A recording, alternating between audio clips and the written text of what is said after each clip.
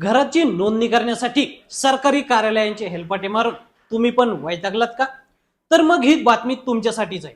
घर खरेदी करणं ही बाब जितकी आनंददायी आहे तितकंच घराची नोंदणी करण्याचं काम कंटाळवाणं वाटतं.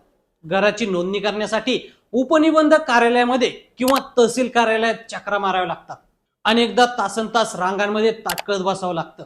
सरकारी कार्यालयांचे हेलपाटे मारून सगळेच वैतागतात.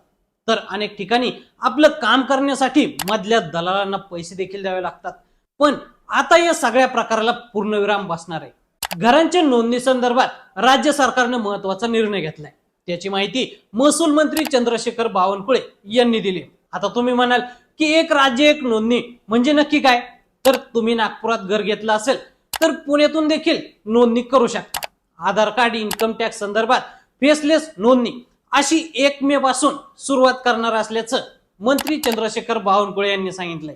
त्यामुळे आता तुम्हाला राज्यात कुठेही बसून कोणत्याही जिल्ह्यातील घरांची नोंदणी करता येणार आहे. विशेष म्हणजे ही सगळी प्रक्रिया ऑनलाईन असणार आहे. महायुती सरकार राज्यामध्ये 1 मे पासून एक राज्य एक नोंदणी पद्धत सुरू करणार असल्याचंही त्यांनी सांगितलंय. थोडक्यात काय, तर घर खरेदी विक्री करताना नोंदणी करण्यासाठी सरकारी कार्यालयामध्ये जावं लागतं. या कामात दलालांचा देखील अडथळा असतो.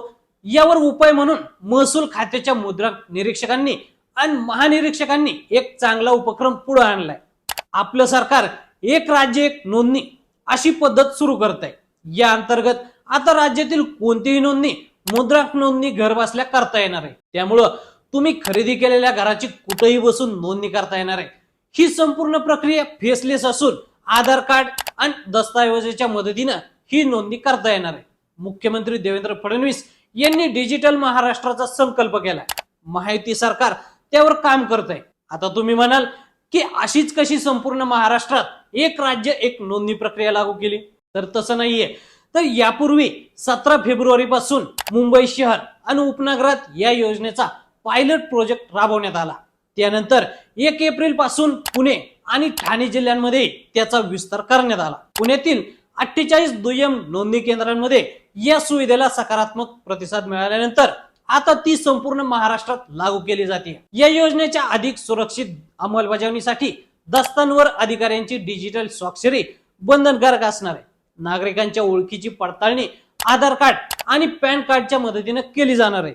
भविष्यात दस्त सादर करताना नागरिकांसाठी डिजिटल स्वाक्षरी अनिवार्य करण्याची योजना असल्याचंही महसूल मंत्री बावनकुळे यांनी सांगितलंय.